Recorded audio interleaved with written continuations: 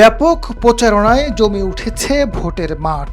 নানা আশ্বাসের ফুলঝুরিতে ভোটারদের মন জয় করার চেষ্টা করছেন প্রার্থীরা। জামায়াত ও এনসিপির মনোনীতরা দাপটে প্রচার চালালেও নতুন এক সমস্যার মুখোমুখি হয়েছে বিএনপি। প্রতীক বরাদ্দের পরও জোট ও বিদ্রোহী ইস্যুকে ঘিরে তৈরি হয়েছে অসন্তোষ।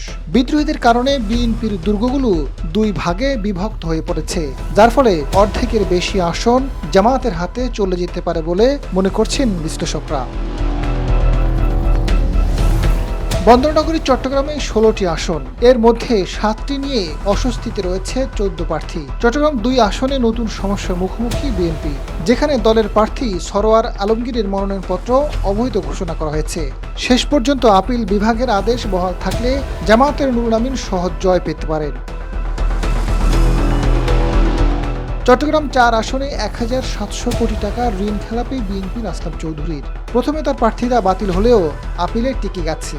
তবে জামায়াতের আনোয়ার সিদ্দিকীর প্রচারণায় ঋণ খেলাপির বিষয়টিকে সামনে আনছেন, যা থেকে উতরিয়ে ভোটারদের মন জয় করা কঠিন হতে পারে আসলাম চৌধুরীর। চট্টগ্রাম ৬ আসনে গিয়াস কাদের চৌধুরীর উপর আস্থা রেখেছে বিএনপি। তবে গোলাম আকবর খন্দকার মনোনয়নপত্র প্রত্যাহার করলেও গিয়াসের পক্ষে ভোটের মাঠে থাকা নিয়ে সন্দিহান খোদ রাউজানের মানুষ।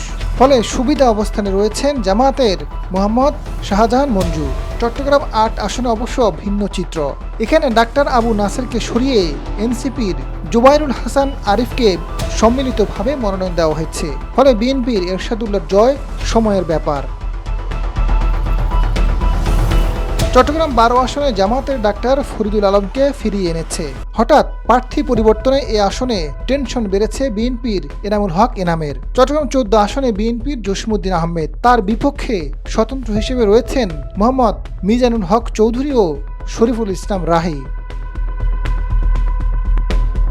চট্টগ্রাম ১৬ আসনে বিএনপির মিশকাতুল ইসলাম চৌধুরী। আসনটি ১৯৯৬ থেকে ২০০৮ সাল পর্যন্ত টানা ৪টি নির্বাচনে বিএনপির দখলে ছিল।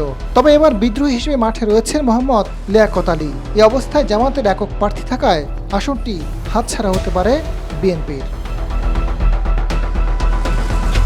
আজাদ ফারুক, সময়ের আলো।